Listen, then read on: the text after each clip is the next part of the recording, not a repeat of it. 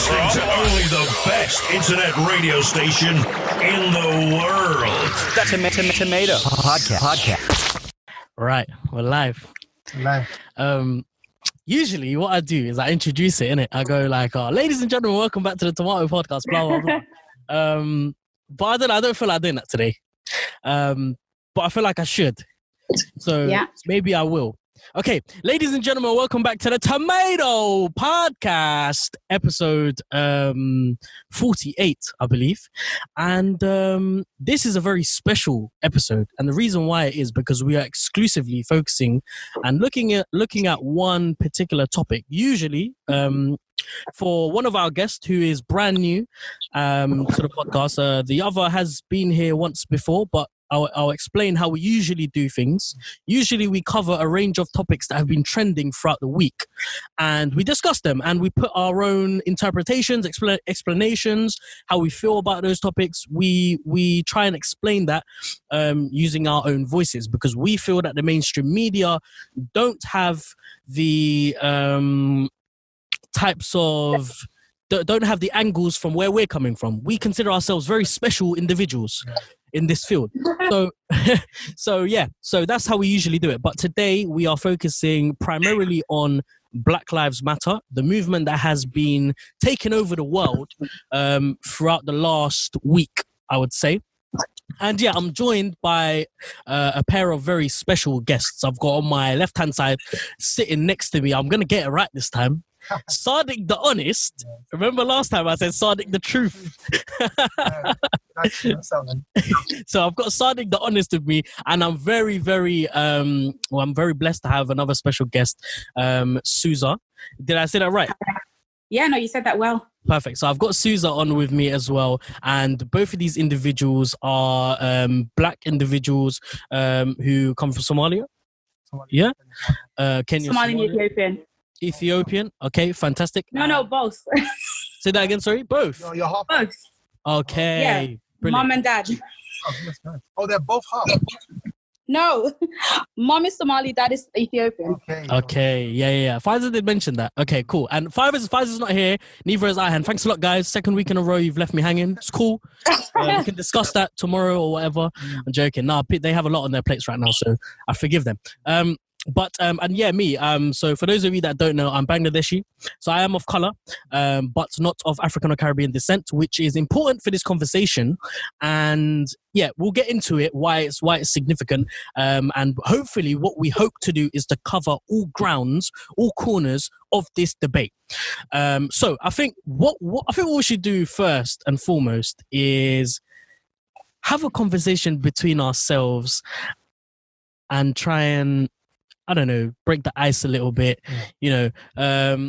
Let's go around and touch on who we are and why this movement what it means to us and why it means to us the way it does. I'm gonna save myself for the end because I would love to hear from you guys first, being that this protest will have impacted you guys the most out of everyone else. So I think Sadiq, let's start with you. Okay.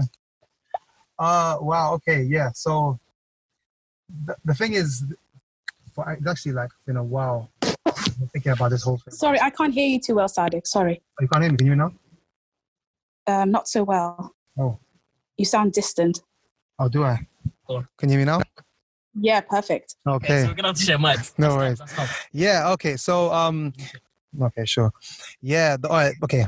In regards to like the recent, like the past week or so, yeah, it's been a very, of course, as Black people, we kind of all have had these thoughts and these discussions and had to constantly suppress these ideas and thoughts. But yeah, it's been very.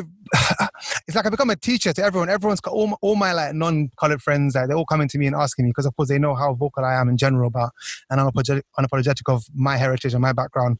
They always come to me like, "Yo, Sadiq," or like, "Oh, yo, sorry about this, sorry about that," or like, "What do you think of this?" I've become like some sort of spokesperson for them, and I don't know. I think maybe you can agree yourself, Suza, but I feel like I would agree. Definitely, you know what I'm saying. But it's been a very overwhelming. If I've just to say the least, it's been a very emotional, of course, even with family, and just a lot of techiness with their perspective on stuff. And yeah, all in all, it's been a very overwhelming few days. Yeah. How about you? No, it certainly has been. I would absolutely agree with you. I'm also quite a outspoken person, especially when it comes to things pertaining my community, both the Black community and obviously the African community, which is obviously the same, but also it can be interchangeable. So there's obviously Caribbeans and there's African, big divide, big differences, which we should, a lot of people have been asking me things that I can't answer. Yeah. And the thing is, I wouldn't say I can't answer. I would like to answer, but I feel like we're not a monolith. People have different opinions. And just because I said something is okay, or this way is the way you should speak, should not be the way they might run away with that. And then later on, Suza told me this, and I don't want Black people coming to me saying like, bitch, don't talk about things that you don't know. Yeah. So I've been trying to keep it in wraps. And I'm also giving someone a talking to literally right now before you guys even called me. She was upset that, I don't know if I should actually go into that, but she was upset that the guy that she's dating has not responded to her in over 2 weeks since the last time she contacted him. And I said to her, she said, well, he's being a bit anti-white right now with his tweets and the things. And I said, okay, and I know she felt like I was baiting her and I was luring her into a trap. Because I just said to her, okay, tell me exactly what you want without interrupting her and what has happened. And it's kind of turning into this, I want to use this as a teachable moment because I know she's a good person. I know this is just a weird moment for her, that she's being very narrow-minded and seeing things through just her feelings of him not contacting her. And I'm like, you have to understand the pandemic is happening, which is already an emotional, crazy psychological aspects for everyone. Yeah. Add on top of that, being Black and then seeing people that could be your brother, your cousin, your best friend, your neighbor, someone you love, married to, even your ex-partner dying left and right. Yeah. And you want to focus on this man's weird tweets and not texting you. No. And you're sitting here. Yeah. Yes, I do want to make clear that she is a white woman. Yeah, interracial relationship. Yeah. And so it's been, that's why when you said people are coming out of the woodwork asking you things, I've had people from uni that haven't spoken in time. You know what I mean? Years, people that I barely spoke to, posting things on Instagram and on Twitter and on WhatsApp and Facebook and every avenue on there. And I'm just like, yo, yes, you met me, but I am not the spokesperson for Black people. I do have a lot of progressive thoughts and I do have a lot of things that I think about, but my word is not the only word. I think you've made a really important point there, and one that we're going to delve into a lot deeper as the episode goes on.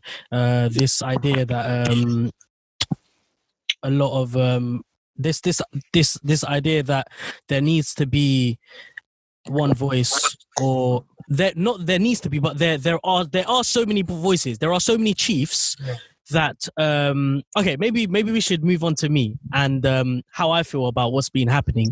So throughout this whole week, my thoughts have been really jumbled, and something about Black Lives Matter, the movement, hasn't been sitting right with me, and it's been quite disheartening, because what started off in the week as something that I was hoping really, like I as a colored person who has discussed plenty of time on this program, on the Tomato podcast, about racial discrimination, about inequality in society and race. There's nothing more I wanted than for Black Lives Matter to work. And there have been aspects of this movement that I've been quite disappointed with, because of how badly I wanted it to work. And I'm coming from a very critical point of view. And the reason why I'm coming from a very critical point of view is because I'm viewing this as a very personal topic. And if this was something to do with, let's say, Muslims from Southeast Asia, then I would be looking at this in a very even more critical perspective.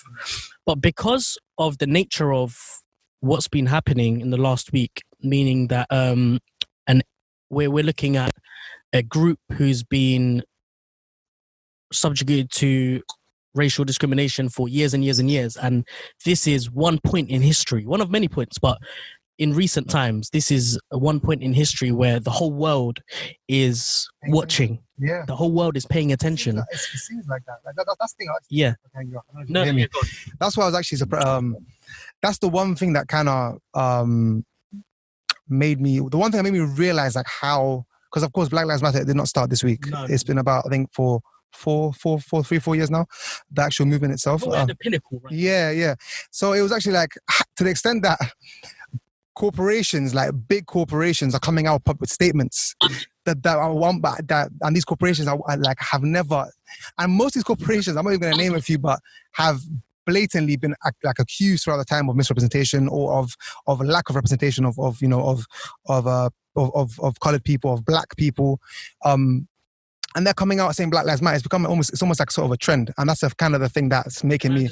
Yeah, that you've literally hit the nail on the head, and this is one of the very main issues that I'm having, and it's been bothering me a lot. The fact that we are slowly seeing, and I said this from the very beginning, I was hoping this wasn't going to happen, but I can see it happening even more every single day that passes.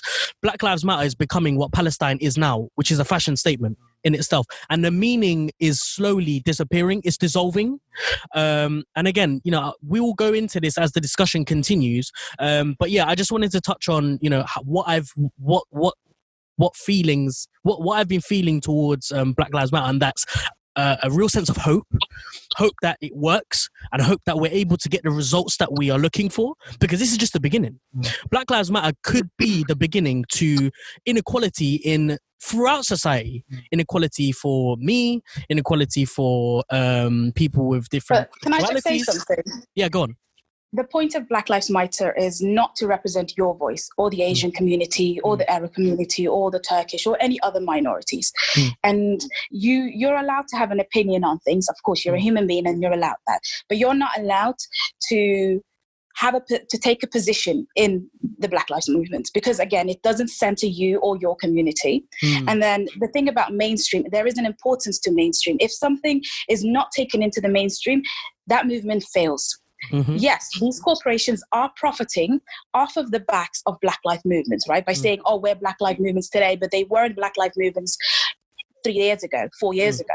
And they don't actually represent it in their boardroom, in their office policies, in the general aspect. And then obviously on top of that, there's also the sweatshops that they have, which is predominantly of Asian minorities in Asia. And then also the abuse of African nations and its resources and its communities.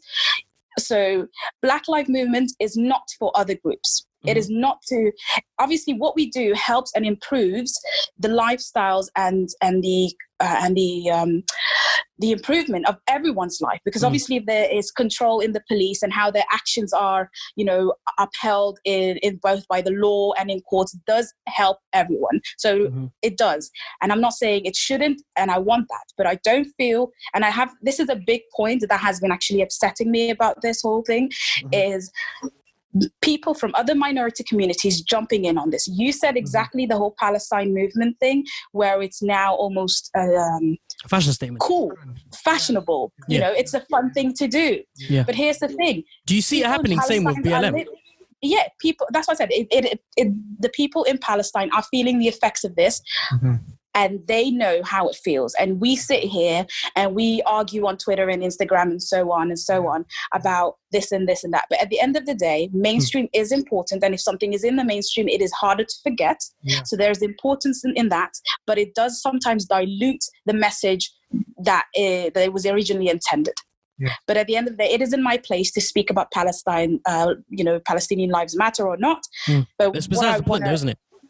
Yeah, what I want to keep a focus on is, that's the thing. When we say Black Lives Matter, I see on Twitter a lot of Asians coming out with the Palestine matters. And I'm like, okay, cool. Who said Palestine didn't matter? The Black community has been running and riding for Palestine since days. Literally, that's the thing. How dare you come and jump in on and say anything? Yeah, no, I know. And I'm sorry to cut you in, but yeah, no, that's the thing. And like, because of course, even if I'm getting into it, even the title BAME, for example, in the UK, or POC, it's offensive. Yeah, it is offensive, and I've come like and not in the sense, I'm not trying to, the thing is like, it's sad that as Black people, we can have to always constantly censor ourselves and think about the feelings of others, which of course, but people don't do that for us. Like really and truly, this has not been done for us. Like, white backgrounds, even Asian backgrounds have not been, like, united with us in a lot of different things. Of course, there's a lot of anomalies, but so, like, of course, okay. So I've recently graduated university, and I was part of, I was in the committee of my East African Society and the Somali Society in my university. And of course, in being in the committees of two major Black societies, African societies, I was of course in a lot of different meetings and debates with, of course, the Students' Union, which of course is predominantly of white, of higher class, of a wealthier background, and privileged background, yeah. And I'm a person. I don't know. Okay, I'm not sure if it's true, but I'm a person who's very very unapologetic with my perspective, and I can say that's definitely for you too as well.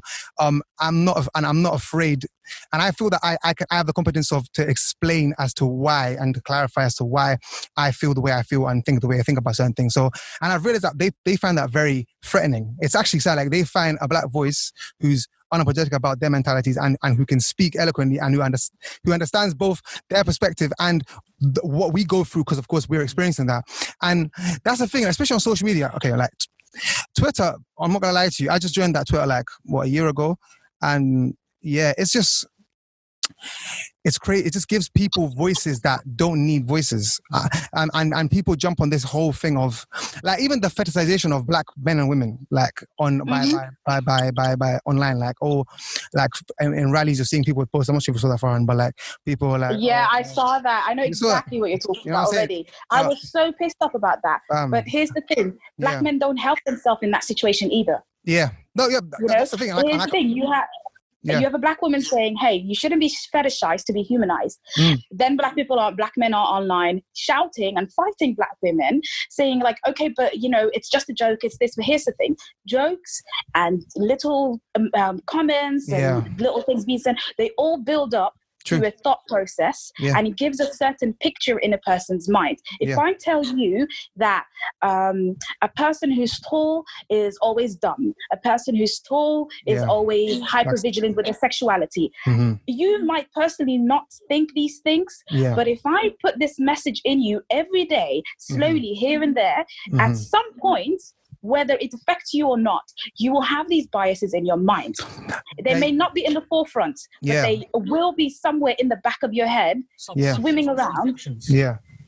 Sorry, I was just gonna say, I think what you're describing is the common trait of how racists become racists, which is forming misconceptions of people based on a small minority group. Mainstream media it's like, sorry, I think I had this conversation because I'm with my younger cousins, my younger brothers, and I talk to them and I told them, especially during this whole matter. And of course, now you realize that something has really gone mainstream when the youth are talking about it. And I'm saying people under the age of 15, when they're discussing this stuff, you're playing FIFA or 2K, these games, and in the game there's signs of solidarity and customizable characters that are wearing the Black Lives Matter shirts and whatnot. And I was telling them, guys, because even this whole thing of colorism in the Black community, because that's a very big thing. And I think here's the thing. I want to say something before you even finish that sentence. Sure. I do not think we should speak about colorism while we're talking about the larger issues that we're facing, because it dilutes and it causes more confusion. That allows people who are not in our communities, whether they're white or non-white, to come and say, but you're mean because he's dark and you're light. It's the same thing when people say, black and black crime. Black on black crime. Yeah, that's bullshit. Yeah.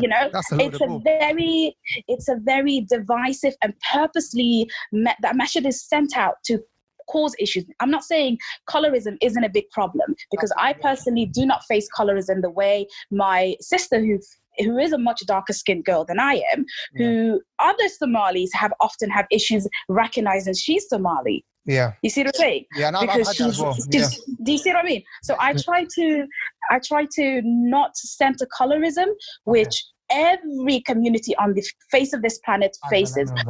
But Black lives and the Black Lives movement is about the subjugation we face from others, and we need to focus on that. I'm just going to interject really quickly, because I think where we should have started from is the root of what's happened, and to try and find out what Chronologically the go through. purpose, what the purpose of Black Lives Movement is. Because what I've recognized, what I've seen in the last week is that there are too many messages and there are too many goals and objectives from the movement. But what I want to know is that what are we trying to achieve here? What is the underlying message that we're trying to send?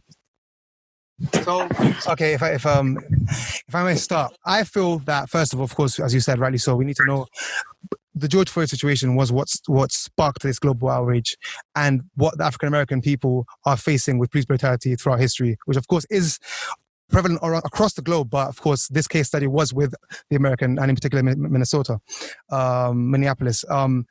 So I have family there, but I have cousins. So do I. Yeah, small word. Yeah, literally. Minnesota is known. Minneapolis, in particular, the city of Minneapolis is known as a massive Somali community, huge Somali community. East African community. Yeah, absolutely. So, and they told me, I found out about the George Floyd situation, like.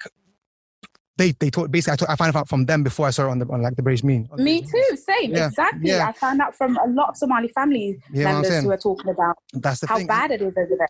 I know, and I thought that it's sad. I felt very bad about it, of course, and it broke my heart, like literally, of course, it did. As all of these situations have happened, because it's not about them being American or us being East African. It's a black issue. It's a black. Just the fact that you are a black person, we all.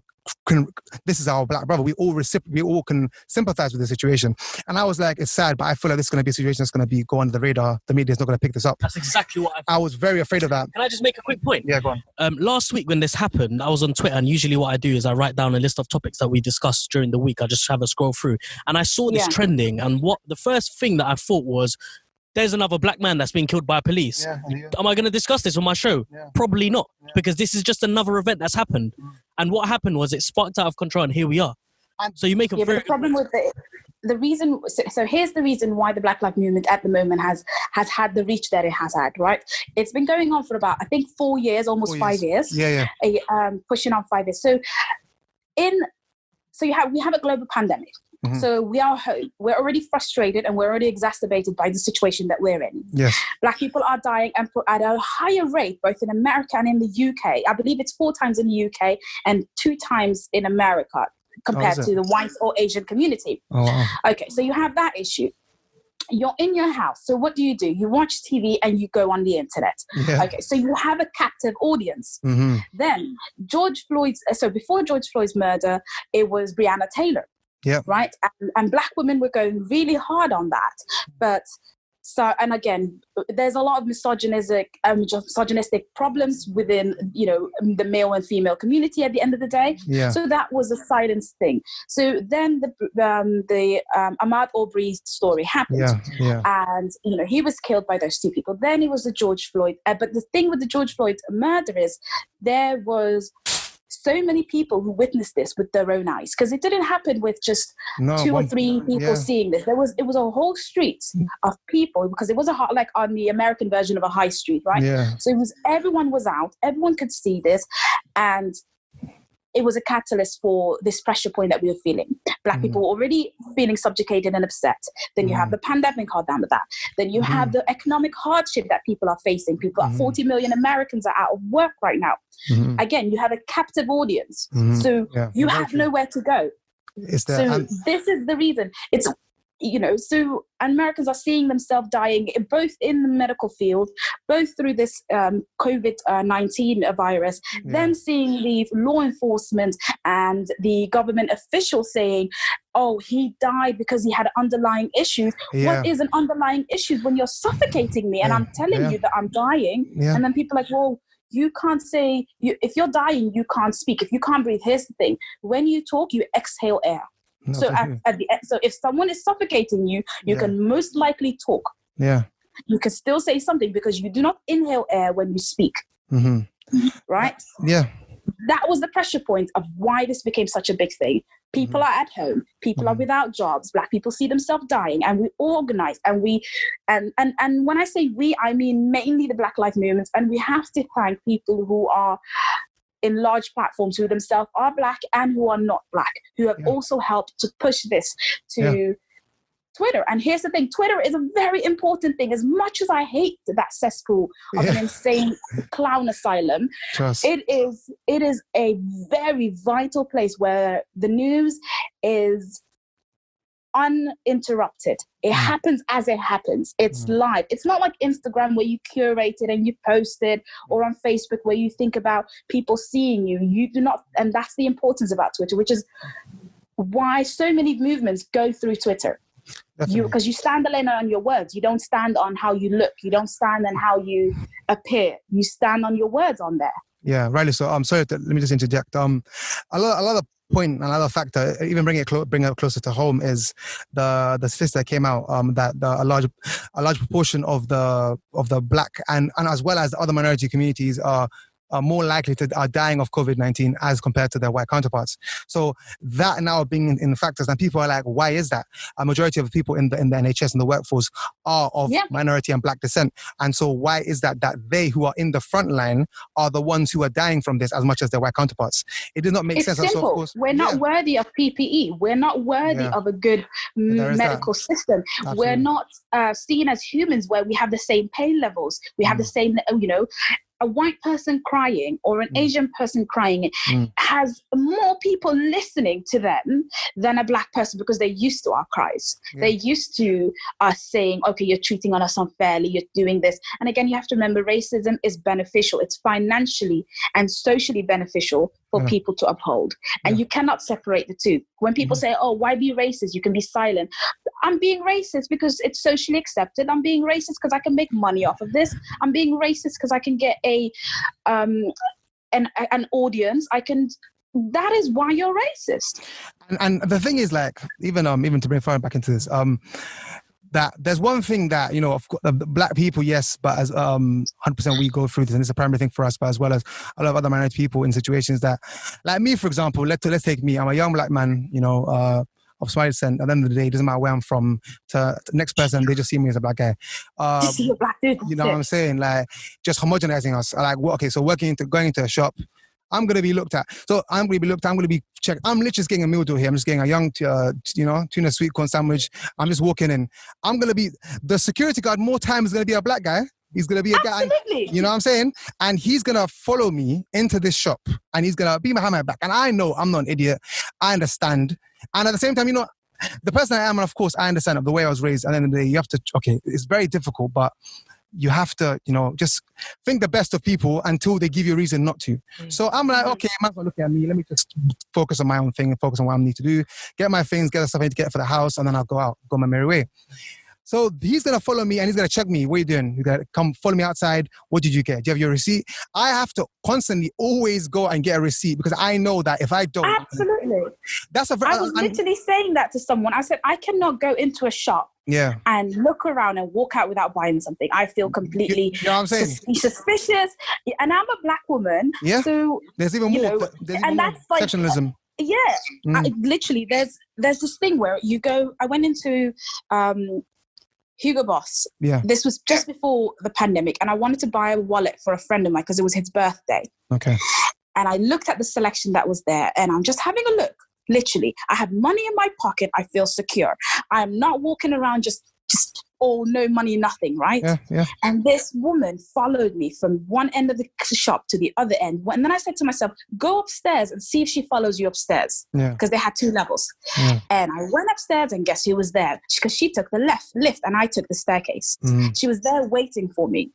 I really did not want to buy this wallet, because I said, fuck you guys, I'm not putting a penny in your pocket, not giving you a commission, and then how dare you look at me. But then I thought, if I don't buy something, they're going to think I came here to mess with them and to steal. So I was in this catch, I was like, what do I do? Buy it and then prove them right, and then at the same time pay them, or not buy anything and then say, look at Black people wasting our time. And she didn't steal anything because I was keeping an eye on her. Do you know? Yeah, no, I hear you. I eventually decided It's, I'm not putting money in the pocket of a racist and walked out. I'll be honest with you, listening to this as a non-black person, you know, I find it quite extraordinary, because I would have imagined at least I would have experienced a little bit of that being a person of color. But I can understand listening to you guys what the difference is between black and being an ethnic minority. And I appreciate that. And what I wanted to go back to was where we are today and how we find ourselves in the place that we find ourselves. And that is the protests that are happening, I think, all around the world. And what we are trying to achieve. So what do you guys think the ultimate goal is here? Why do you think, what are we protesting for? So from my perspective, I think that really and truly this movement, the thing is, it's sad that movements come and go. It should not be that. This should be an awakening that even after people stop protesting and start going out and marching, this should be a thing that people still hold on to, in the sense that they should still voice and speak their opinions.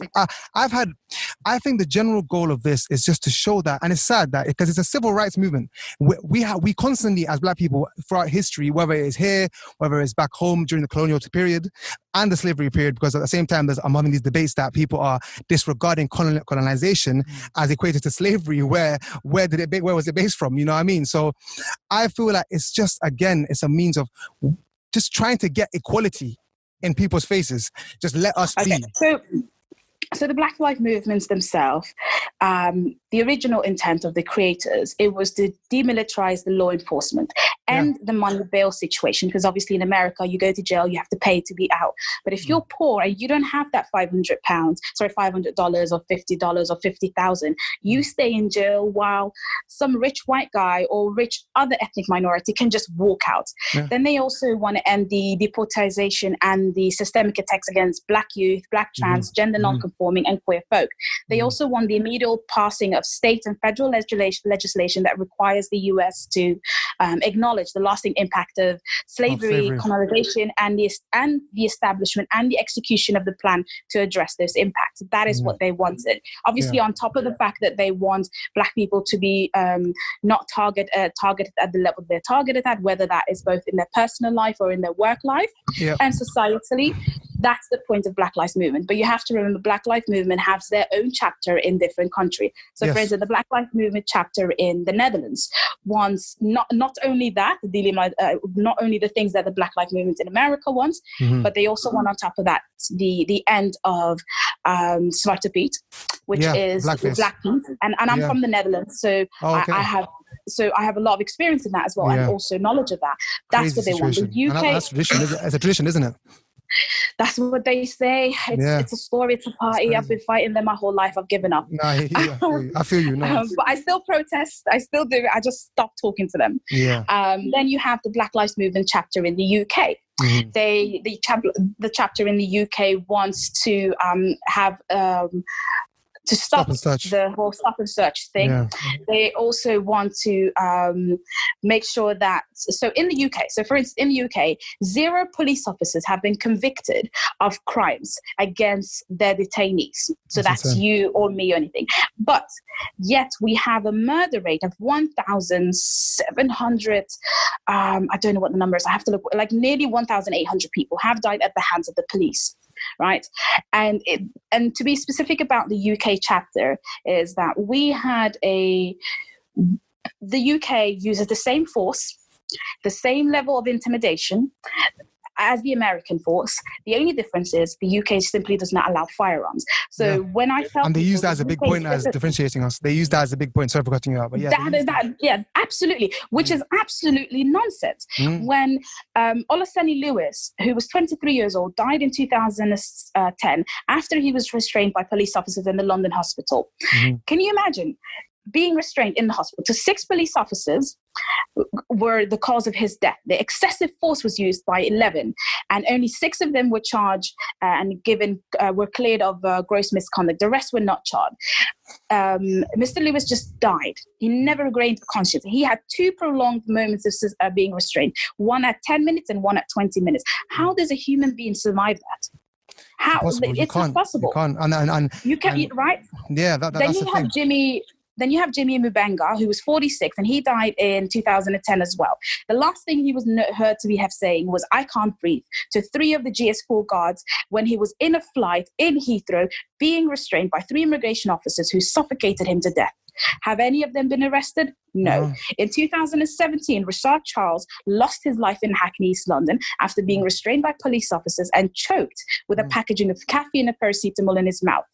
That comes after a 25-year-old man called Edison DaCosta, who died in the same circumstances as Charles, just down the fucking road of Newham, with the same group of police officers, right, from the same station, died. Okay, then you have Sarah Reid, Sheko Boya. No one talks about these things. And this is happening right here, right now. The last time a police officer was successfully prosecuted in the UK was during 1969, and this was in Leeds when they had murdered a man called David Oluwole. He was a homeless British man of Nigerian descent. They repeatedly targeted him and tried just to drive him out of the city because he's a homeless man, so therefore he is not worthy and he's black. They called him a wog in official reporting. Can you imagine the racist level that you're at? Yeah, that you're comfortable to write this in official documents being seen by the Crown prosecution. He died after being in their custody. They faced charges of manslaughter. During the trial, the charges was dropped. The police officers were never convicted. So the police officers were convicted to only 3 years. How can you beat a person consistently, systemically, every time you see him, and then when he dies, you get manslaughter like it was an accident? Yeah, it's insane. This is the UK, and that's what upsets me about British people. Everyone is like, "Oh, America." Yeah. And I'm like, "Yo, you're dying right here." Yeah, and that's the thing. I think, like, because even this whole thing about stop and search, of course, like I've had that a few times, and I know people who've been mistreated. At least in my situation, luckily, I did not get to the point, because at the end of the day, I'm just fed up. I'm like, whatever. I'm not even gonna try and come. Just do what you need to do, and let me just move on with my life. I just kind of got fed up with that, because but that's the problem. They win when they do that, but at the same time, I know they do, but at the same time, you have to protect yourself mentally as well and physically. I hear you, but you have to understand that if we like it or not, especially as black men, we are targets. We are, and as well as black women, and of course, and that is a very true. So black women are 7 times more likely to be stopped and searched than a white woman. Absolutely. Black men 9 times more likely. So because of there's barely any difference. Yeah, I know, and so I just feel that at the end of the day, it's just very frustrating in the sense that how we constantly have to watch our backs. But and I know, I think maybe being raised here, even though I have lived back home, but being raised here and born here, and understanding and knowing the difference in mentality between us and our families, and what us as migrant parents have come and what they've gone through that they don't even talk about to us, that we don't even know about, the amount of discrimination, the amount of hatred, degradation that they've experienced when they came here, and a lot of them, the thing is like, bro, black people, we've built this country. We've built the West, essentially. We've all, throughout history, we have built this country. And it's just very sad. And I think, and of course, like, as our parents, they just, they're just tired. They just want to move on with their lives. It's sad. They've kind of lost Here's hope. the thing. Someone said that older generations, black people are in surviving mode, while the younger generation is in living mode. Living mode, yeah. And our parents, that in itself is a privilege compared to our parents, because they've come here and they're just like, so we have to now, as I always say to my people, to my siblings, I'm the oldest, that at the end of the day, every generation has to progress. Every generation, we came here, our parents had to endure and go through things that we now do not have to go through that. And so it is our duty and our legacy as black people to push that and to move forward. And you mentioned earlier about this whole thing about black on black crime, and I've seen this stuff, and it really frustrates me. Crime is crime. There's no such thing as black on black crime or white on black crime or white on white crime. Crime is crime. I understand and I sympathize with people who are being killed or being cut in the crossfire against other black people. But at the end of the day, a man is not ratting on his ops because he's a black guy. He's ratting on his ops because of their own stupid kerfuffle or what their estates or all that bullshit, postcode wars, which is a completely different other conversation. But I just feel that that's what I'm saying. This is just, and even it's a story to derail things. It's a story to cause confusion. And this is very controversial, I'm going to say, but and I don't know if you, but I'll respond. if you guys have seen how Madeleine McCann has come back again and how the media has used, they're saying something about, you know what I'm saying? It's on every single front page of news. They literally. Sorry, I didn't hear you. What did you say? Who's back? The Madeleine McCann story. Apparently, Madeleine McCain. Oh yeah. That's purpose. So you're That seeing is how purpose. you're seeing how coincidentally, after I don't know, the Netflix documentary came out at the end of last year. Now they're saying that apparently a German man who's been in jail for time, by the way. This is old information, by the way. This is old information, by the way, that they're regurgitating. Yeah, I know, but it's resurfacing and it's being. That's what I'm saying. It's a strategy that's being used to not to stay into silence, but just to sidetrack, you know, the national mentality, the global black mentality, or the not black mentality, but what we're going through right now. And I was sitting down watching it on Sky News the other day. I was like, yo, I was talking to I was with my uncles and my aunts, and I was like, can you see what they're doing? And they're like, yeah, you know, of course they're this is a blatant means of silencing this the UK is, and this is actually one of the reasons I wanted to come on the show, because I wanted to really center on the BLM chapter of the UK, because I think a lot of people and I say this with the nicest term ever, a lot of white and other minorities really want us to focus on the American plight, which it absolutely deserves our focus, and I'm completely for, but also at the same time they want us to ignore the plight that we have right here. Like I said, the names that I just listed off before when we were talking, these are black men and black women who died in the UK by excessive force from the police. Mujinga, who was spit on in Victoria Station by the man who claimed to have, who had apparently had COVID-19 and passed away. Belly died that way. There you go. And then they're saying that underlying health conditions. Shukri Abdi, who was murdered by those white children. She was drowned, because they threw her in the water and they laughed at her while she was dying. This, you know, but here's the thing: the UK likes to do these things where everyone is a bad guy. Every country has a bad person. We're better. We have never done anything, and if we have done something, as if they've forgotten the British Empire. It is so small, it is so minuscule. It's a 1 minute blip in the. Here's the thing: the UK abolished slavery in 1833. Right. Okay. And in colonization continued into the 90s. Namibia independence in the 90s. No, legally, it was abolished in 1833, but obviously that was slowly trickled in. But colonization came. During 1833, an agreement was made that slave owners were to be paid for loss of property, because obviously we were not human beings. And a sum of 20 million, which is roughly 300 billion in our money of today, to be made transferable to them. And we did. The payment was made. And up until 2015, you, Farhan, you, Sadiq, me, every person who's ever paid their council tax, their TV license, have been paying these people back since 2015. So almost all UK taxpayers have contributed to this bill. Right? Sure. How is that possible? That is UK racism. And then there's another version of racism. In the UK, when Blue Story came out, the film was removed from everywhere. The film was removed from cinema. Rioting, apparently. It apparently incites us to violence and all of these things. While the stabbing happened at a showing of Frozen 2. The thing is, like, that's what I'm saying. They're like, you bring it back to our current context. They are threatened when they're seeing black people, or even minority, but in this case, black people, doing stuff for themselves. This movie, and I went to the filming because I went to university in Nottingham, and I went to the showing where I was in Nottingham in Corner House, and that was actually one of the places in which they shut it down because apparently there was a stabbing, which turns out that there was no stabbing near there. It was actually there you go. It was next. And I was there. I went to it. Like, I used to live like 5 minutes away from the cinema in which it happens, called Corner House, a very big cinema, a view cinema actually. And the way in which it was portrayed on me on mainstream media, on newspapers, and I was there, so you can't lie to me. I'm there. I've watched this movie. I'm like, you know what I'm saying? I'm like, wait a minute. I was talking to my friends, and I'm like, guys, can you see the blatant? And the thing is, in the UK, you know, we always say it as, it's undercover racism, but really, truly, it's as blatant as you see. It's just that if you choose to see it, there's nothing undercover. It's no undercover. Racism in this country. There isn't. Sorry, go on. In the UK, so here's a big difference between Dutch people and British people, right? I've lived in the Netherlands for the majority of them. Actually, I'm almost living in UK longer than I've lived in, almost. So 50-50. And Dutch people, are just as blind and as stubborn as British people to say we haven't done anything. Sadiq's just going out, by the way, for 2 minutes. But you can carry on. Let me just go for a minute. You can carry on, Suza. He's just so popping out for 2 minutes. Dutch people and British people are saying, racism isn't that bad. We haven't had slaves.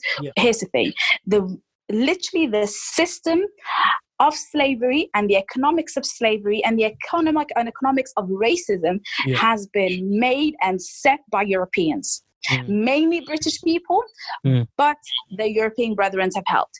Everything in this continent, in this side of the world, has been built on institutional racism at every level and of the system. Like literally, the structures and the laws, the whole society of the Western world was built at a time when Black lives were, without a doubt, third rate, right? We were barely considered above animals.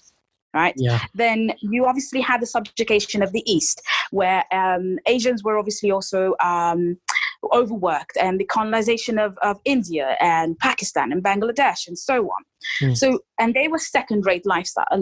So when I think about racism, I think of it as a pyramid. And I actually posted this on my Instagram a while ago, saying that at the top is white people. In the middle part of this pyramid is Asians, Arabs, Turkish people, and other minority groups, right? On the bottom of that pyramid is Black people. And obviously there's a hierarchy within the Black community, and there's a hierarchy within the Asian and the white community. So at the bottom of the top of the white world is, queer people, trans people, gay people. Then in the middle community, then you have, Muslims, and then you have also gay people there and trans people there. And then with the Black community, the same thing. You have the heterosexuals at the top, and then at the bottom you have the homosexuals and the gender non-conforming people. So that's a pyramid that we live in. Every group shits on the next group. Right? But at the bottom of that group that everyone shits on are Black trans people, Black gay people, Black non-conforming people. So there is the system is there, and everyone helps uphold it. Literally, I help uphold it when I don't speak up for gay people. I help uphold it when I don't speak for Jewish Africans or Christian Africans, or because I'm a Muslim. So obviously I see people in my own community who speak lowly of other Africans because they're gay or because they're a different religion. Then you have, white people doing the same thing within themselves, and so on and so on. Everyone is shitting on the next group. But the group that is collectively shitted on the most is Black people.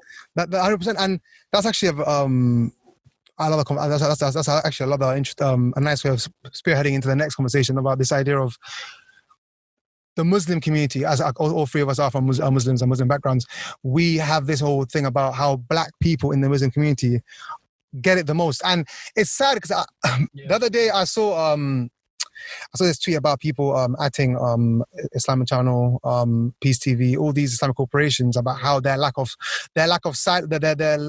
silence in this whole debate and this whole discussion. And at the end of the day, these corporations are run predominantly by Arab and Asian individuals and corporations. And people always quote, the thing is of course, we know the story of Bilal, alayhi salam, and we know what he endured. Oh my God, that one pisses me off. And they use that. They everyday Bilal in your face. Yeah, everyday Bilal. They use that as if the 1,000 plus years after that of us Black Muslims is nothing. It's just Bilal. And Bilal 100%. No, my favorite thing is when my absolute favorite thing is when Asian people, and I'm talking about Pakistanis, Indians, Bangladeshis, a variety of Asian communities, right? Tell a West African, so they don't do this so often with Somalis. When they say, "Oh, you're a Muslim? Okay, can you recite this? Oh, do you know that?"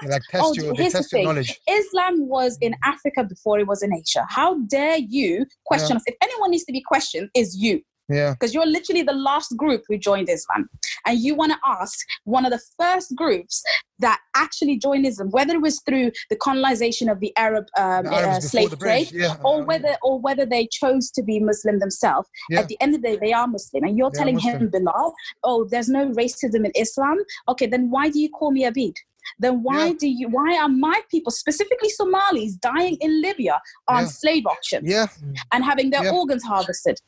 You know? And the thing is, I feel like really and truly, these discussions have not been had, especially with our generations, and and it's this constant fear of making people feel uncomfortable or being dubbed an angry black, insert gender there, and really and truly, I feel that this movement needs to instill into people that you should not be afraid to voice your experiences and voice your perspective, because your perspective matters.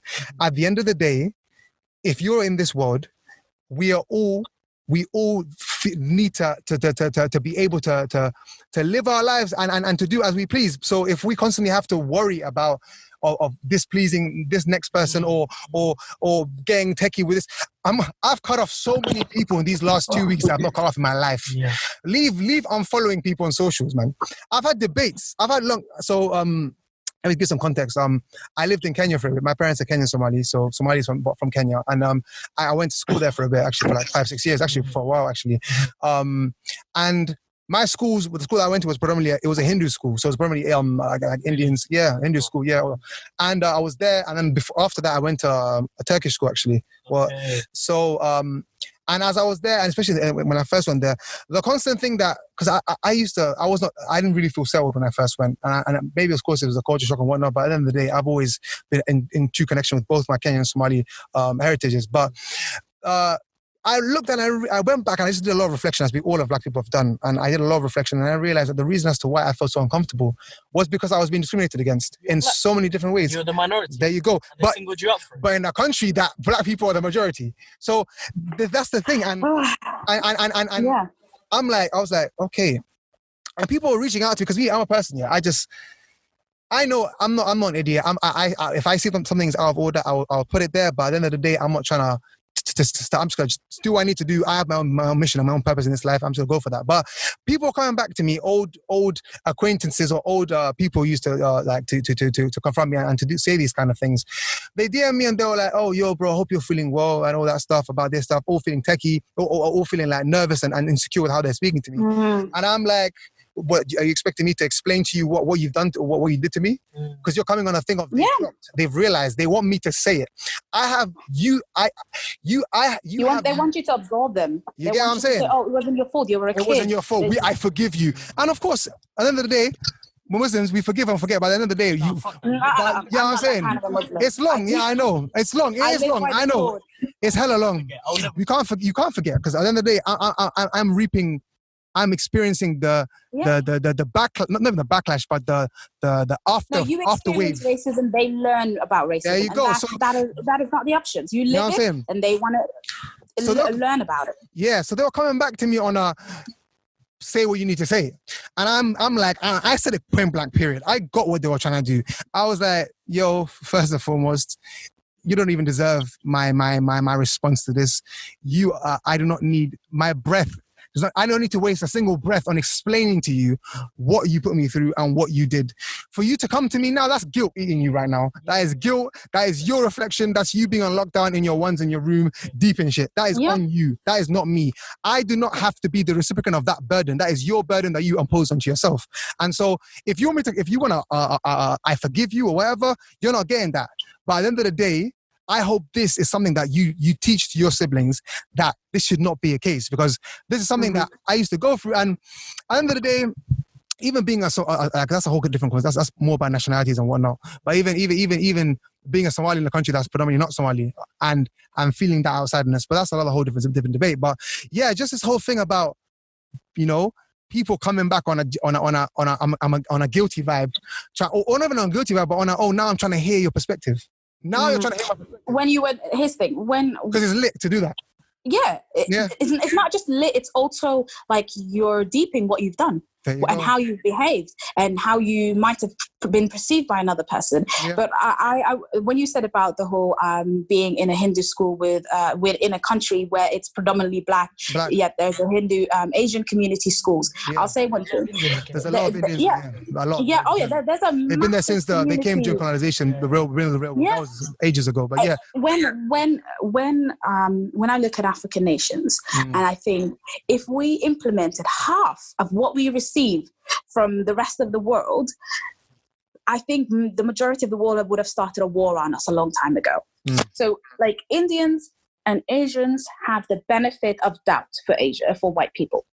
Black people are automatically guilty until proven differently, and that's how we walk through this life, right? That does not mean, see, here's the thing, when someone is always questioning you, you always feel bad, you always feel suspicious, you always feel like, so that's the type of racism Asian people get. Obviously they also get the subjugation and the racism and the systemic oppression that we have as well. Yes. But the problem is, you as an Asian man, Farhan, will sit right next to Sadiq, and you'll be best friends at school. This is what I noticed in school.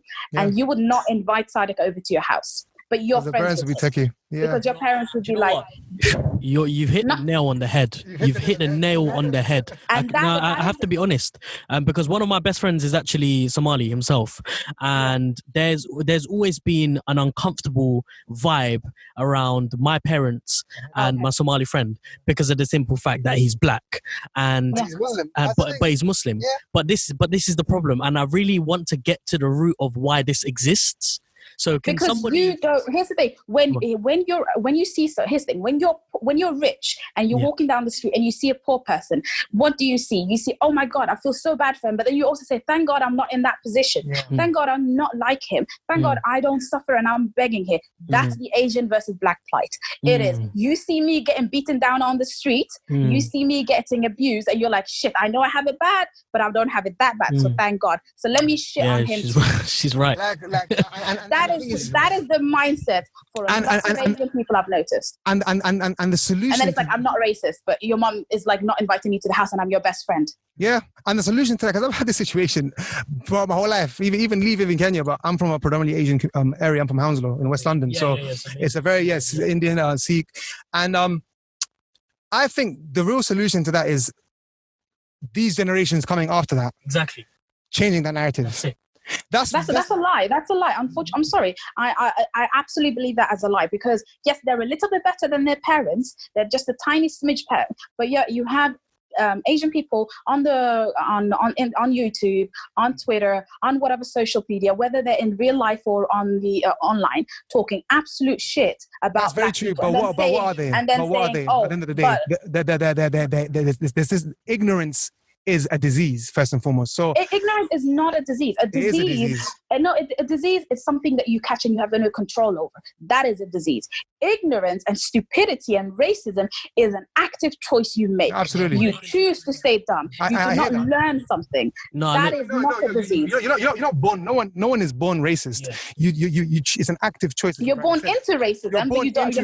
You're not born racist. At the end of the day, that's. We're talking about Asian, and let me not even get into that. But I just feel, maybe the word that I used was wrong, but the intention that I had in regards to saying... No, I got exactly what you meant. I understood exactly what you meant. So what I'm saying is, I especially this couple of weeks, what I have been extremely frustrated by is seeing people that I know, Asian people that I know, talking about BLM this, and Arabs too. Let me not make, say BLM this, BLM this, BLM that, BLM that. And I'm like, I know for a fact that you questioned my Nigerian friend whether they were Muslim enough or not. That you are literally being best mates and playing football with him, but you would never ever in your life invite him to your house, but you will invite him to his house. And also your girls, Asian women, Arab women, will date black men but then hide it completely, now, which obviously has a lot of levels, because there's also misogyny in the Asian community, just like in the black community. But here's the thing: how dare you date me? Black Asian men too. I've had Asian men move to me, and I'm like, you would and then they literally, and I had an Asian guy say to me, oh, you're not too black, so my parents wouldn't meet you. Because when I was younger, I looked, apparently, the people from the Horn of Africa aren't black. So but that whole dumb shit. That's the thing. When I was younger, I was often perceived as Asian because I had very long hair and I used to wear sarawal khamis, which is not specifically Asian. you know? And I'm like, that's not your thing alone. The rest of the world wears it too. It's stupidity and ignorance, right? Right. And I used to straighten my hair when I was young because I had issues with my own hair texture. Even though I didn't have 4C hair, I still, you know, had very European style, but I used to straighten it and I used to walk around. I had a lot of Asians. So obviously a lot of the other kids assumed I was Asian too. So I had this guy come up to me talking about, oh, blah, blah, blah. And then when I said, you do understand that I'm black, right? And he's like, no, you're not black. You have a lot of Asian friends and I've seen you with this Asian person.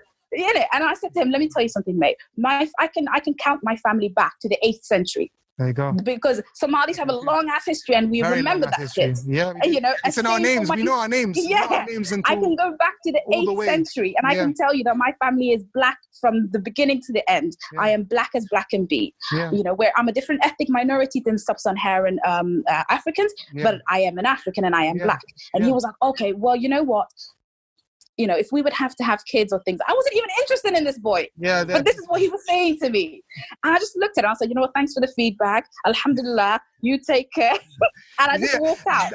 And the thing is, and that's another thing, this whole thing about the misogyny in the world as a whole, but especially in a black community. Like a woman who, rightly so, as you said, and the way that you've explained to him, and you've talked to him, and you've educated him, without even necessarily needing to, but you've done that. How right and how well you did that. That's going to be perceived for you being an angry black woman or you being an... of course. And for me, because I have sisters, of course, and I'm my mother, of course. I'm a homies by the end of the day. But this whole thing about constantly having to... Explain yourself. To explain yourself. And of course, intersectionality and in women's community about being black, being Muslim, being a woman, that there's a lot of different discrimination levels to it for black Muslim women. And I truly understand and sympathize with that because of course, at the end of the day, it is way worse for black Muslim women or black women in general than it is for black men. But of course, we all have our own problems and our own things we face. But you're going to be deemed as an angry black woman, and you've literally just voiced your opinion in the most clearest English possible. And he's going to take that as, oh, these black women are this. I saw a video the other day. Sorry to a little bit, but I saw a video the other day on Twitter of these two Asian guys. I think there's some sort of I don't even know if they're influencers. Just some two guys, but it got recorded. You know how people nowadays are just now everyone's getting eyed at, everyone's getting exposed. So they were basically okay, I apologize for my crude language, but they were saying, black women give the best this. And I saw that. And the way that, it's some it's disgusting stuff. And the way that they were saying it, and this was literally a few days after the George Floyd incident. So they were talking about the situation right before it. And they were like that. And first and foremost, you could easily tell how they were speaking. They've never been with a black woman. First and foremost, you can tell that. So that's bullshit, first and foremost. I could almost swear my life that you've never been with a black woman. Or they even looked your way, first and foremost. Them men in particular, because them men will clap, let's be real.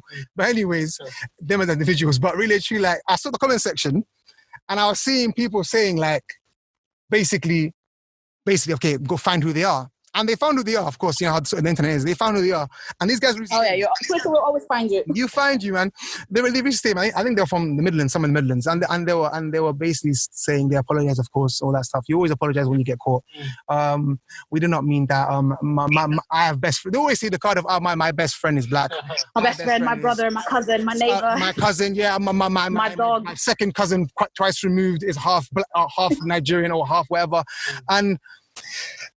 it's just the thing is like, it's like we have to constantly check. It's exhausting and we have to constantly keep on checking people as to what they can say and what is offensive when they blatantly know. It's like even going to music and using of the N-word in music, in hip-hop. Oh my God, that's another one that frustrates the hell out of me. I'm saying, like, I feel uncomfortable going to major, not even mainstream, but just like major raves. I like going to... Imagine getting into Bollywood and then singing about or rapping about the Asian community. It would not be accepted. You would not, first of all, you would not even be allowed to be in the Bollywood world and the music and the scene. You would not even be allowed to be in. And if you did get into it, you would have to show utmost respect to the culture, to the people, which you should do. Of course, right? But Asian people do not do that for us. I have Asian people saying, oh, they call me the P word, so of course I can call you N-word. I'm like, have I ever called you the P word? No. Do you know what? I have myself been called the P word too. This is. Fine, yeah. I feel like this whole this whole N word P word business is just it's ridiculous. To me, this is what I think personally, and you can correct me if I'm wrong, but to me, I don't think anyone should be able to use the N word. If the N word is offensive, then let's leave it as offensive. By using the N word, you're opening that conversation of who can use it, who can't use it. No, but at the same time, why do I have to censor as to why I can say it and why you can't say it? Yeah, but here's the thing: when you say that when you say that, then they would say the same thing. Well, why do I have to censor myself? First and foremost, the UK, we don't even say it like that. Let's be real. The UK is not even. Let me be honest. I say the N word all the time, and I live in the UK. So yeah, there's a bit. No, of course, there's people. I have. I'm not denying that. We don't have it in the rap music as much as Americans do. Yeah. So okay, first and foremost, so as you said, as Farhan was saying, I think but it is true that it's a word that. At the end of the day, if no one say they should not say it. And of course, the word itself, at the end of the day, it was the means of reclaiming the word back. Can I ask a question? Can I ask a question? This is a question I've asked before. Because when we're using certain words, we're going to use them obviously in context to a specific conversation that we're going to have, right? Yeah. So, and the N word is something which is, a real controversial area because I don't know about you guys, but when I talk to my friends and I ask them, if you're using the N word in a specific context, let's say in an academic context, should that be acceptable? And most of them would say no, absolutely not. Absolutely not. I find it absolutely here's the thing. The N word, there's two variations of that, right? There's obviously the term came from, for some people they say the term came from the Spanish language, which is negro for black. Right? They say it's a variation. Then there's other people who say Niger, which is obviously king for the Amharic language. And so there's black people say that they use it in the Amharic version of that language rather than the variation of the Negro from the Spanish language. So there's a different variation. Then there's others who say both have no meaning to me. I have just chosen this to reclaim it. So there's three different schools of thought in that, right? And we can't, sorry to call you in, but we can't forget that the word as it is today in terms of context of today. Yeah. It's Americanization it's the Americanization of media as a whole, of course. So listen, Americans have popularized it because obviously our media is mainly American, whether from wherever community you're from on this planet, media is mainly American. But here's what I want to say. You, Farhan, personally have no opinion in this.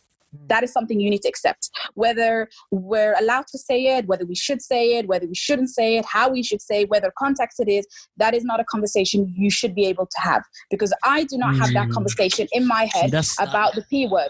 I disagree. I disagree with that because there's a lot of things. There's a lot of things that I cannot talk about. I cannot talk about. But absolutely, you should be able to. You can talk about things. It's not about can or can't. It's about the what. Are you talking about also appropriate? Okay, so anyone can say what they want to say. Yeah. But okay, here's the thing. But everything you say has consequences. There you go. Everything has a consequence, and everything has a viewpoint and a way to be seen. Okay. When other people from different communities talk about this subject, it allows people from their community to be able to discuss it, which is an option. But the problem is people run with that and they go wild with it, and things happen. But don't you think that's where the problem lies? What, misusing? But not misusing it. The problem lies is that we're not able to have these conversations, and by not being able to have these conversations, here's the thing: we put a barrier in between. Let us not dilute this. We have had this conversation for several hundred years, which is why white people and other minorities in the majority have stopped using it since I would say the late 1960s, 1970s, right? And that conversation has happened from 1833 to now. Right? From the abolishment of slavery to literally now, that conversation has been had. Here's the thing. We are in a new part of that conversation, and that is, it is no longer your business. Simple as. Just like it is not my business to talk about the suffering that black men face when they are subjugated by white and other minority groups, or whether they are fetishized by his thing. I try my best to speak out for black men, but at the end of the day, they lead that charge. Same thing for black women when they talk about the fetishization of black women. It is the only thing you can do is choose to be led or not led. There you go. Simple. And I don't know. I use that word as either a term of affection. I use that as a term of if I'm angry with you, or as an offensive term. Sometimes I use it just willy-nilly, but I never refer that.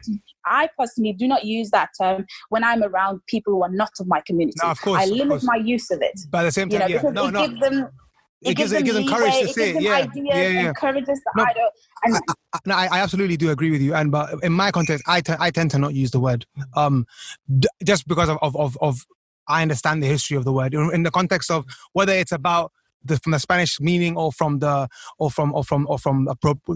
Americanization, whatever it means. But I just personally, I have used the word, of course I have, but I tend to, in music, I would say the word, but in conversation, I wouldn't use it. There's other words I would use, but that's just for me at the end of the day. But I don't use it so much. There was a time that I was on the fence of saying like, no one should sue it. There was definitely a time I used to think that thought. No one. But as I got older, I said, you know what? If people get to call me this willy-nilly, left and right, then let me make it something that I can enjoy. Just like how women have repatriated the term, bitch, right? Yeah. Everyone knows you cannot call a girl bitch. No, of course you can't. No one questions that. No one argues about, why did your girlfriend get to... People have stopped arguing about that. Yeah. It used to be a time where people have now accepted that, you know what? Yeah. That's a girl business. That's a girl thing. And the thing is, like, you have to understand that the N word, there's no word in other communities, other races, the same level of conviction. Yeah, so I can call you the P word, which I will not call you, of course. That is wrong because you are not. But the thing is, no, I know how you would see it, but I'm saying like you won't. You might not feel a thing, but really and truly, the word has no conviction. But it has no conviction. It psychologically messes you up when someone who's not of your race uses it. There you go. But and white people, there's words that's been used against them for how many years? The C, all this kind of stuff. But they're not gonna feel that. But there's the one stigma, the one like, and you can't forget the history of this word, whichever context you're talking about. So that's the only word literally in existence that can make someone kill themselves, or that can ruin someone's life, or that can break relationships, break families, break communities, is this word. So that's why I'm so aware constantly of the power in regards to that the word has been given, that I just personally, as me, Sadiq, you get me, I just tend to keep that. I just do not use that word. I have a very do however you please with the black community. If you want to say it, say it. If you don't want to say it, don't say it. Don't say it. In music, if it's a rap song, I'll say it. But at the end of the day, like I just feel that conversations need to be happening in regards to as black people. But that's the thing. That is our conversation. That's our conversation. Is our conversation with our we need to have that. So the thing is, you have to start it with your younger siblings. You have to start it with your parents. Even this thing about self-hatred, about hating the texture of your hair, or the color of your skin, or the shade of your skin, or this thing about constantly having to be aware of what you're wearing when you step out, so you don't get profiled. If I'm wearing a tracksuit, man's gonna come on me. These are things that, and when I talk to, how I am, I tell people what it is. I talk to my friends about this, my non-black friends about this, and they hear it and they're like, wow, we did not even understand. We've never even had to not even think. We didn't even know that thought process even existed, let alone have to gone through it. They're like, that is insane. And I'm like, bro, I'm actually, imagine the amount of anxiety that we have as people. Oh my God. You know what I'm saying? To constantly have to, and of course, that's the thing. And that's what I'm saying. On my Instagram the other day, I went a little rant. I was talking to a few people, and this kind of pissed me off. This whole thing about the All Lives Matter hashtag, and my God. and just basically try, or the white light, or the blue lives matter for the feds. I don't know, whatever it is. This thing about basically trying to, your struggle is better, my struggle is equal to your struggle, or your struggle is better than or worse than. This one. Oppression of the Olympics. It's very that. But these things are said to derail, dismiss, and to silence people. And I absolutely, you can. Here's the thing. Anytime. Yeah. Anytime, and I'm talking about anytime you've gone on social media, you've been in real life or on the TV, you have seen someone say, oh my God, breast cancer is a problem for women. It is highly, the largest group affect women. Men also get breast cancer, but women have a larger conviction of getting breast cancer. Yeah. Oh my God. No, someone comes and says, oh my God, all cancer matters. What All about cancer prostate cancer? Yeah. What about leukemia? What Yeah. about this? As Who if said as those if they things all were don't not a matter. problem? Yeah, No one no, does that. no shit, No one all does lives matter. But the thing is, no, like, why is it when we're speaking about Something. our tribals, you get threatened by that? And I don't know if you, sorry to cut you off, Susan, but I remember if you saw Jeff Bezos, the founder of Oh my God, Amazon. he pisses me off. You saw what he did. So he basically screenshot. I don't know if you saw that, bro. On his Twitter, I saw it on Instagram. Though, but it was on his Twitter. He screenshotted. Yeah, I saw it.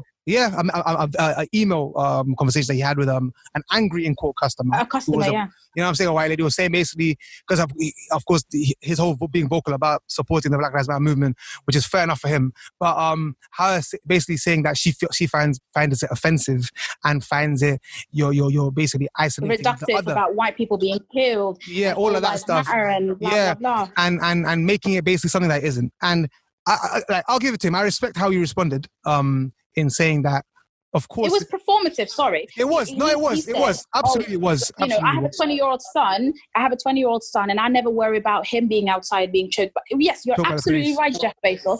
You're absolutely right about that. But here's the thing. You have Black employees. And your employees are living under the poverty line. How are you supporting Black Lives Matter if Black people living is not a matter to you in your workforce? You do not have Black people in your higher senior corporation. You literally have been sued just the other day for racial discrimination.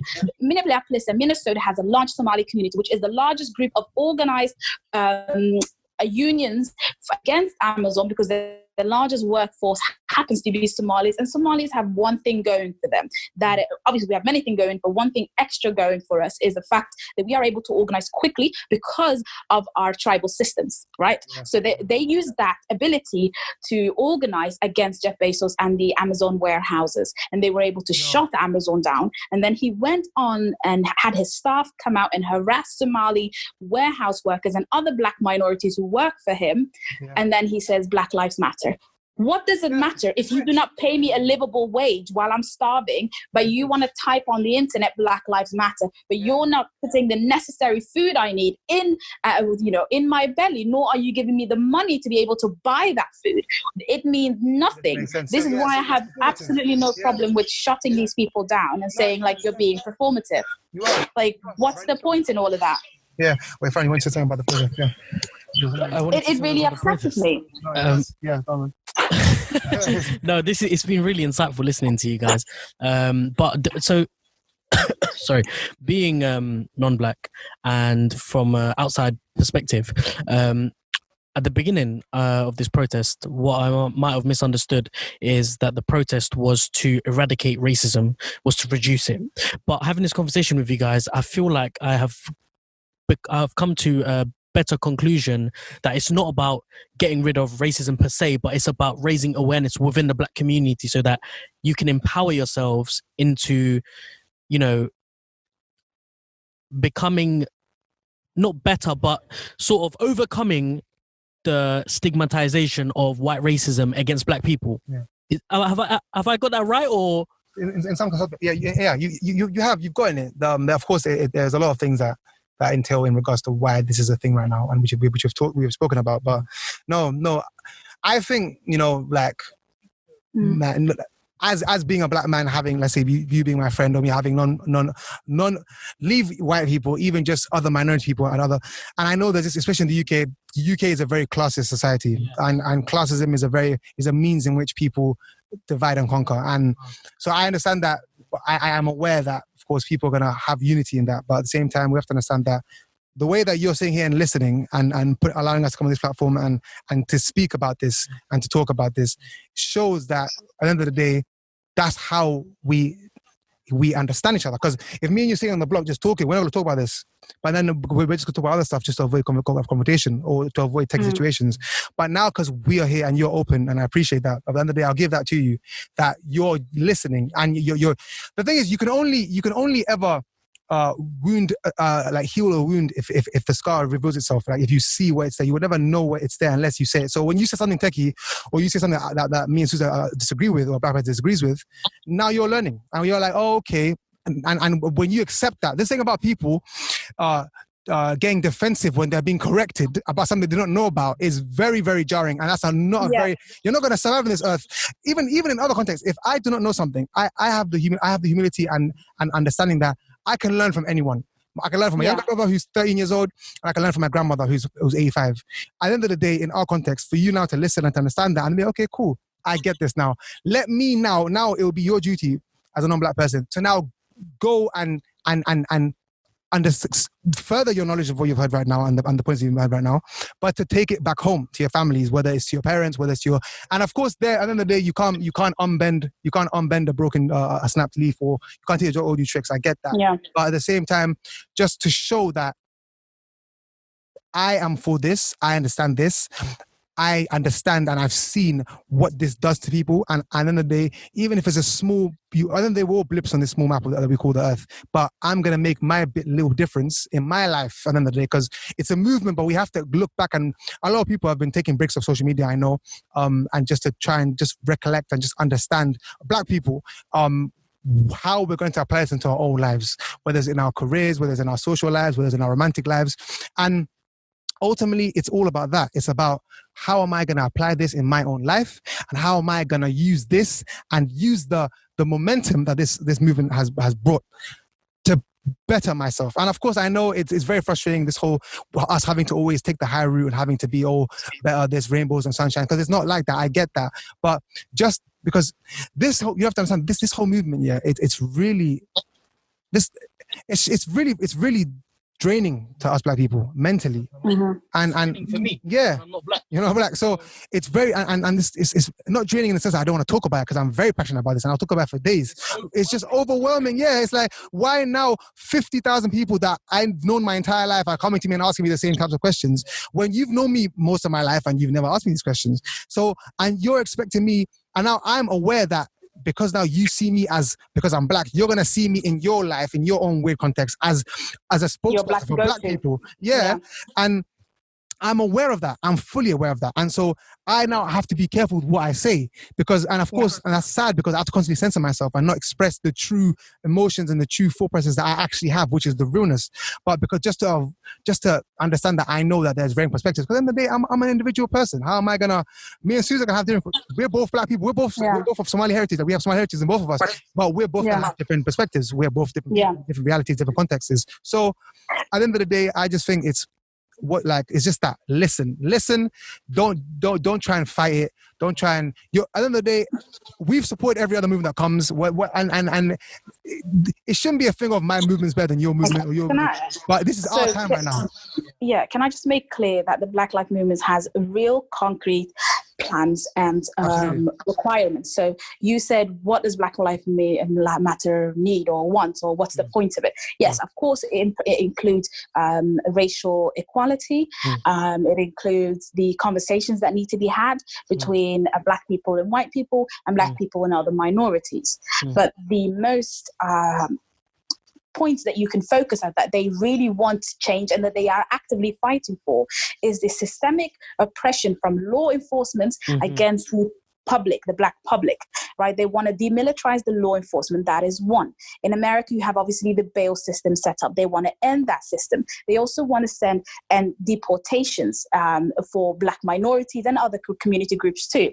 They also want the systemic police enforcement and the police attacks against Black youths and Black trans and the gender non-conforming community, as well as the queer community. They also want to pass state and federal legislation that requires the US to not only see and acknowledge the impacts of slavery, but to establish and execute a plan to address its impacts. That is the main motto of the movement. That is what they want. And these are changeable things because they have been changed.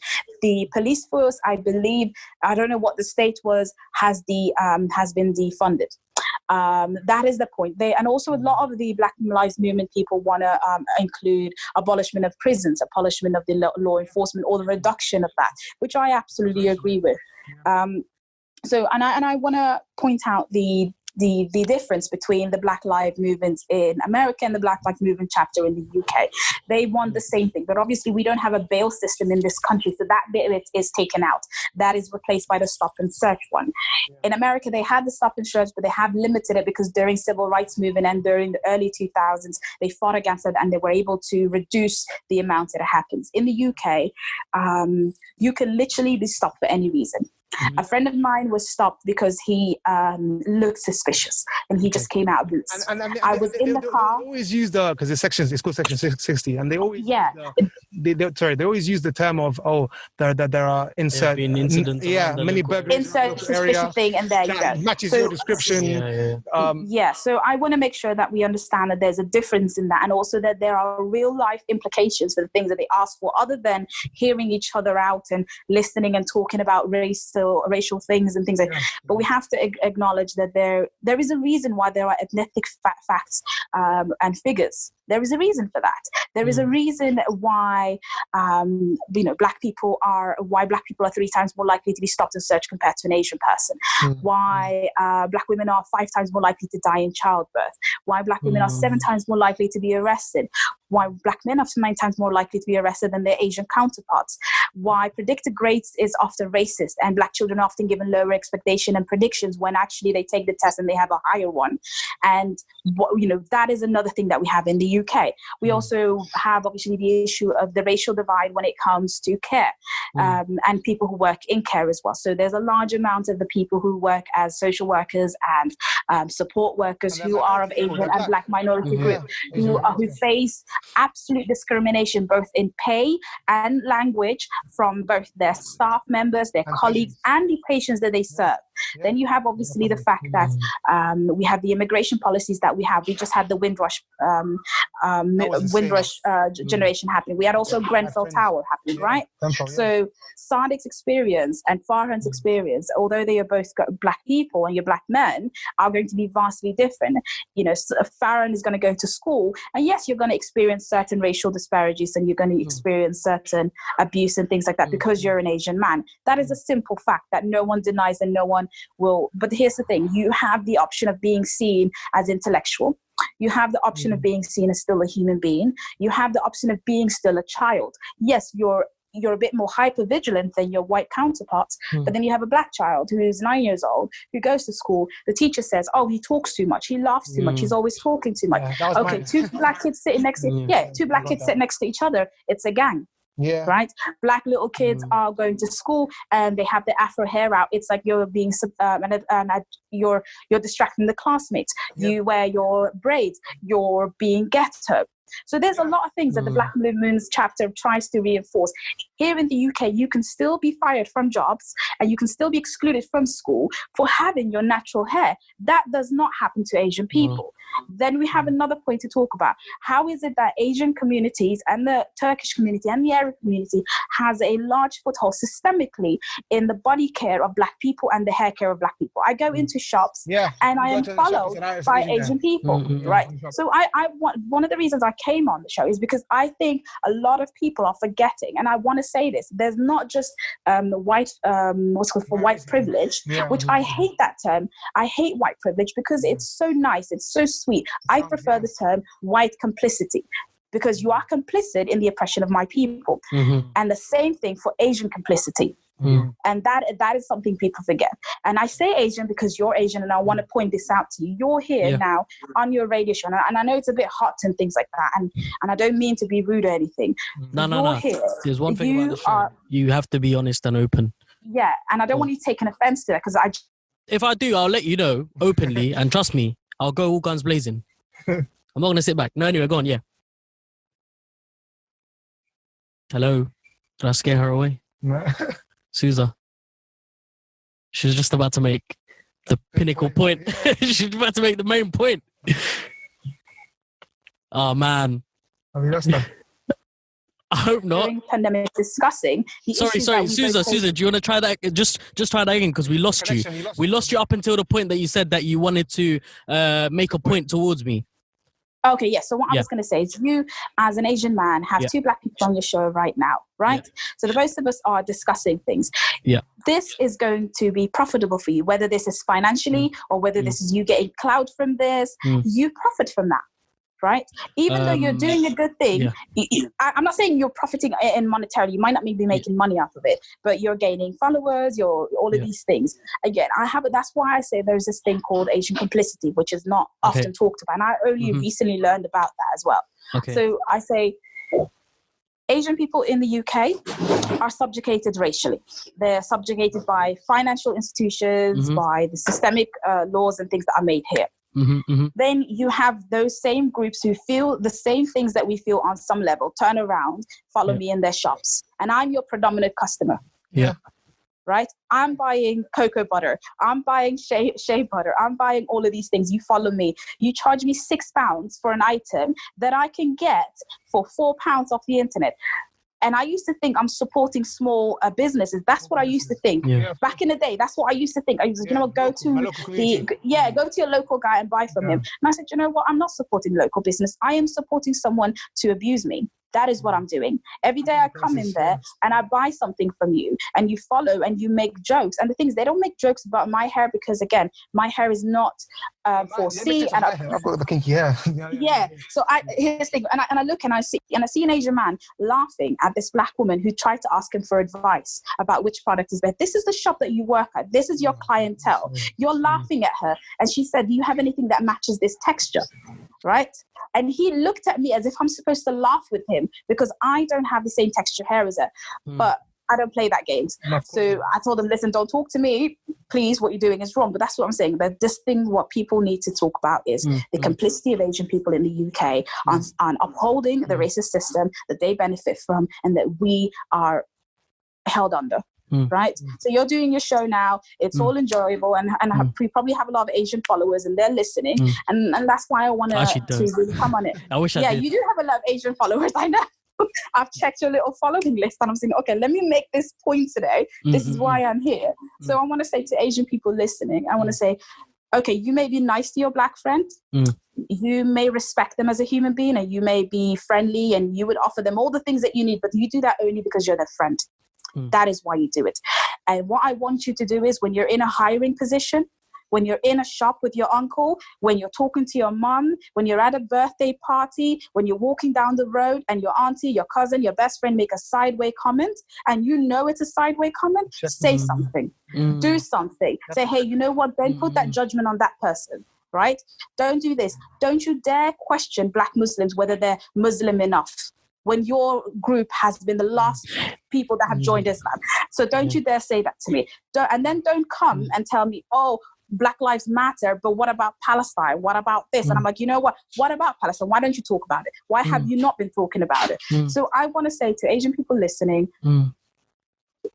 check yourself. Honestly, check yourself. If your dad owns a shop, and he is hyper vigilant about 2 skilled kids coming in at a time, but 5 white kids can come in. I look at people in the shop and this rage has been building in me in like the past 5 years. I can honestly say I've always been aware of racial inequality my whole life. I cannot deny that. Of course. But I can say... We remember when we knew that we were black or that we were different. I always knew that. I'm not going to lie. My mom always, from the day I woke up in the Netherlands and I saw myself in the world. Yeah. My mom said to me, listen to me. There's 3 things that you can never change about yourself. You're black, you're Muslim, and you're a woman. There are going to be times where all 3 are going to be an issue for you, and there's going to be a time where individually they're going to be an issue for you. Right? That is just a fact of your life. That is, and you cannot change that. You will not change that, and it will not be in your generation that it will change. And you know how much that hurt me to hear from my mother say that to me as an 8-9-year-old child. It breaks your heart. And the hypervigilance of black children. And then I had to go to school when everyone's like, "Oh, your hair is not like Fatima's." And then I feel like I'm being a betrayal to my black sisters because these kids appreciate my hair, but not her hair. When then I go home to my little sister who's crying because people don't appreciate her. And I'm like, you know what? I don't know what to do. I don't know what to say. I don't know how to help my darker sister. I don't know how to help her with her afro hair. And I have Asian friends who don't want to invite me over to the house, who only invite me over if I look a certain way and I have a certain respectability. And then they're like, oh, but my mom knows you're Muslim. I'm like, it doesn't matter if I'm Muslim or not. Your mom does not like me because I'm black. But the fact that I'm Muslim, she feels like, oh, you know what? That's haram. So let me not, the Islam bit is... People have used religion through since the beginning of time to soften things, to soften things. So I want to say that I grew up watching a lot of Bollywood and Asian TV and Asian shows, right? Because Africa loves that shit, right? We love the hell out of it because you're one of your highest community other than the Asian community that watches is Africans, right? And they watch themselves and they learn Hindu and they learn Urdu and they learn Punjabi through TV, and they support these things. And then on the flip side, you see on Asian TV that the darker character is made fun of, right? And then you have them doing blackface. That is a massive thing in the Asian community. Blackface is a big thing in your TV. So I want to say to the Asian community, like, cool. You're nice to your best friend, but here's the thing: your best friend has a mom, your best friend has a neighbor that's black, your best friend comes from the community that you abuse too. Check yourself. I check my own biases every day. Whenever I think stupid stuff about a person being Asian or a person being short or tall or overweight or underweight or being trans, I check myself. It is not my position to put judgment on a person, to place restrictions on a person. And if I'm in a workplace, because I work in HR, every day, and I'm talking about every day, people come to me, black people come to me because they see me as a representative in that company because, okay, you're HR, but you know what? Yay, I have a black HR. And I said to my sister, brother, I am just a face here. I cannot do nothing for these racist bastards are doing to you. Honest to God, if I wish I could burn this place to the ground, I would. But the best thing you're going to get is we're doing an investigation. And I do my little investigate. I don't know what they're gonna investigate. They always do that whole thing about right.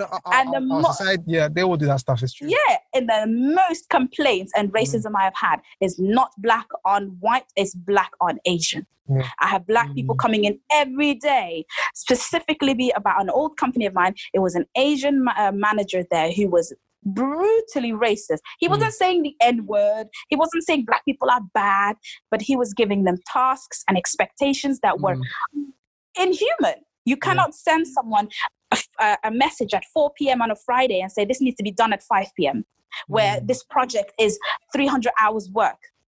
But he expected his black employees to do that. Right? When he is having lunch and he had his little lunch parties, he has never invited the black coders. Never. And, not a single time. And like, just to add one thing as well, this whole thing about people assume that you have to be like, you have to use the words or to be racist. Racism is very, you have to understand that it's very passive aggressive. And also, people should not, when people use the word, here they go again, when they talk about all this racism and stuff. Like I saw in the news, I don't know if you guys know George the Poet. Yes. George the Poet, he's a very talented, he's a podcaster, he's a poet, he's a activist, a black rights activist. He's from Wembley, Northwest London. A very, very prominent guy. He's a very nice podcast. But anyways, he went on ITV or BBC, sorry, and of course he was talking about the whole Black Lives Matter movement, and he was being asked, of course, because this is a moment. It's a moment, yeah. But the thing is, he's been speaking about these kind of things. His podcast talks about these kind of things, and he does in a way that he's very unapologetic about it as well. So the presenter, of course, the female, she was a white lady. She was talking, and then he was explaining, because of course, what happens, the institutional racism, the classism, but predominantly to black men, to black women, all of this. He was speaking about it, and the lady just kept on trying to counter his arguments, and they were very valid, and I agreed with them, of course, because I experienced it. He's a Ugandan. Oh yes, I saw it on the TV. Sorry, yeah? Yes. He's a Ugandan guy originally. Well, he's from Northwest London. Anyways, and she kept on trying to counter his conversation. It's not as bad as America, is it now? There you go. This thing about but you can't compare us to them. It's always like a Britain always dusts their hands and washes their hands clean of. Britain is America. America is Britain. Americans are the children of the British and there you go. And they invented translated slavery and the transatlantic slavery. They brought slaves to the Caribbean. They brought slaves to America. They ruled for almost 100 years there. Yeah. You cannot and absolutely should not separate the two. And they forget that the British Empire. So I'm like, and I really respect. That's what I'm saying. We need to, because me and you, we're gonna speak about this from. Of course, it's a very personal, it's a very emotional perspective. So when we're talking about it, we're going to talk about it very clearly. We're not speaking another language. We're speaking very clear English. We're not even speaking slang here. We're speaking proper English here. But it's going to come across as, oh, this person's angry. Oh, this person's angry. What? But we need, in our community, we need the academics. The anger. We need, I know. But we need these people who can, like, let's say she was a poet. He was, of course, you could tell he was very, like, frustrated about what she was saying, and he was aware of it. But he had the composure, and he's an educated guy. He had the understanding to respond. He didn't want to give her the benefit. He didn't want to give her the excuse to the wiggle room. So I really respected how he responded. He responded very well. He was like, at the end of the day, beautiful. He did so well in that. So that's what I'm saying. It's people like that we need to be our spokespeople. To uplift, because, absolutely. Amongst us as people, we can speak, because of course that me, I'll speak to you, and vice versa. We'll understand each other. But in a global scale, especially to the majority white mainstream, at the end of the day, we're in a white country, a white region of the world. We need black people like that who are understanding and who have the knowledge. I'm not even saying formal education necessarily or PhD or whatnot, but just the patience, just to say. And the thing is, it's very powerful, because the way he said it, you could see she was taken back, because he knew what she was trying to do with that. She's a journalist at the end of the day. He knew what she was trying to spin with that. Oh, but that's we're not like them. Way you guys, British journalists do. Yeah, that is so typical. They're like, we have, I don't even know, but Boris Johnson's cabinet has 0 black people. And what's his name? Cummings something. I forgot his name. No, not Cummings. He's basically one of his MPs, whatever, came out and was like, Boris is per term we've had the most diversity in British history, and I found out that there was 0 black people there. Yeah. So, but here's the thing, Boris has no space to talk at all. He called us pickaninnies. He wanted to invade Africa again and bring colonization and the empire. So if that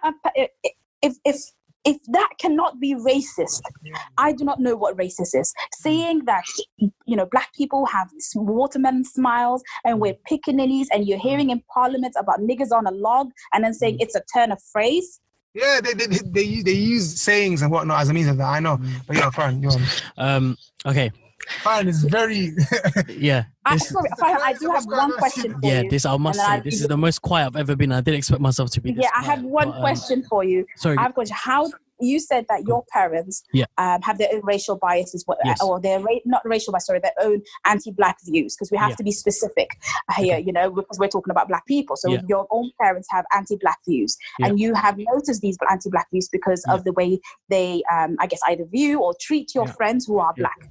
I want to know how and why your parents are that way. Have you ever asked them? And second, how do you deal with that? And thirdly, how do you educate them to obviously, and also, obviously educate them on not being anti-black? And fourthly, why do you have black friends then, if you know that in your own household, they're going to be treated like shit? Okay. There's a lot of questions. I'm going to try and answer them quickly because we've got 5% battery and I'm conscious that laptop will die. But one of the main reasons why I'm very anti-nationalism and anti-culture is because of this very reason.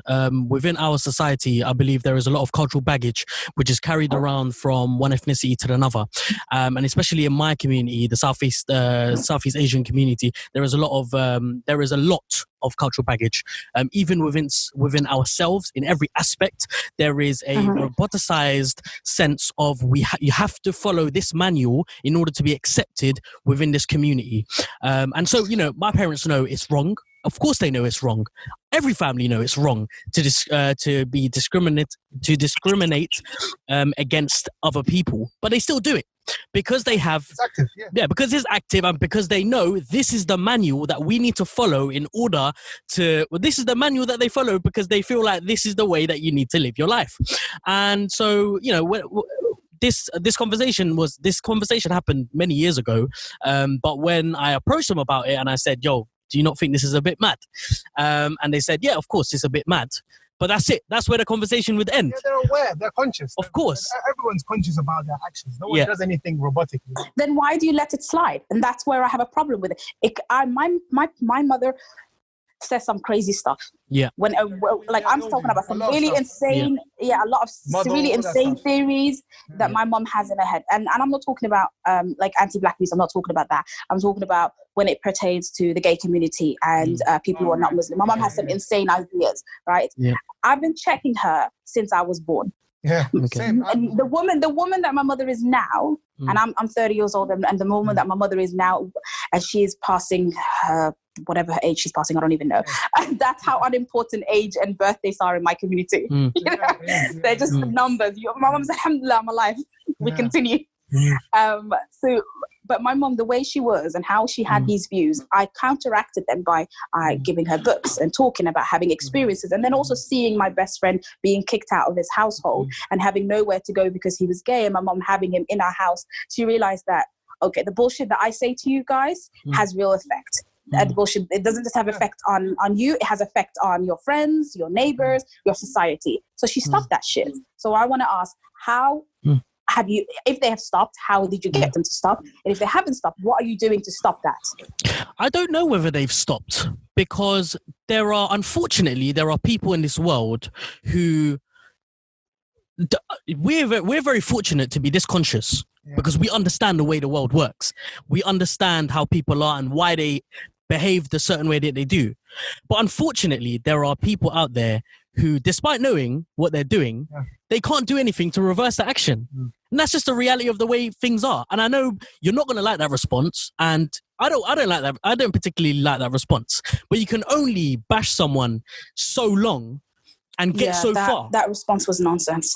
Yeah, look, I accept that. And obviously, unless you're from the particular family that I'm from or that background, you're not going to understand what type of mindset these people have, if that makes sense. No, I hear you. Yeah, but I think that's that statement you just made is a very big cop-out. Honestly, it's a bullshit statement. I thought I found I wasn't enlightened by it. I wasn't informed by it, and I didn't see any actions that you've taken. All you've said now is, sorry to say, absolute rubbish.